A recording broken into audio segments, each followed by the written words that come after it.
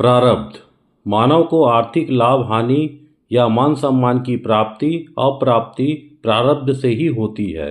प्रारब्ध उन कर्मों का नाम है जिनका फल मिलना प्रारंभ हो गया है और जो इस जन्म के पहले से निश्चित कर दिए गए हैं। अतएव यह मानना कि हम प्रयत्न करके किसी का अनिष्ट कर देंगे सर्वथा भ्रम है। अनिष्ट करने की इच्छा और चेष्टा करने पर भविष्य में अपना अनिष्ट निश्चित होगा, पर दूसरे का अनिष्ट तो तभी होगा जब उसके प्रारब्ध के अनुसार होना होगा। इसी प्रकार हम किसी अवैध कर्म का झूठ, छल, चोरी, धोखा आदि का आश्रय लेकर अधिक धन कमा लेंगे और अधिक संपन्न बन जाएंगे, यह सोचना भी भ्रम है। अंत में तलपट में उतना ही घाटा नफा रहेगा जितना रहना है। बुरे कर्म यदि किए जाएंगे तो उनका फल भविष्य में अवश्य भोगना पड़ेगा।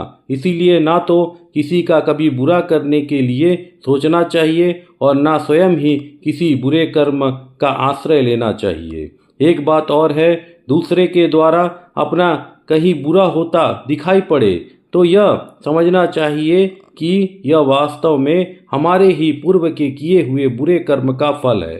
दूसरे तो इसमें निमित्त बने हैं जिससे उनको बुरा फल भोगना पड़ेगा। अतएव उनके लिए भगवान से क्षमा की कामना करनी चाहिए, ना कि उन पर क्रोध करना चाहिए या उनसे बदला लेने की भावना रखनी चाहिए। किसी भी प्राणी के प्रति बैर भाव रखना अपने ही विनाश और पतन का एक प्रधान हेतु है। कोई आपसे बैर भाव रखता है तो आपको चाहिए कि प्रेम, सेवा तथा सद्व्यवहार के द्वारा उसके बैर भाव का नाश करके उसे मित्र बना ले। ऐसा होना संभव न समझे तो कम से कम अपने मन में बैर भाव का लेश तक न रहने दे। सब में भगवान है, सभी आपके आत्मा है। किससे बैर करेंगे और किसका विनाश चाहेंगे?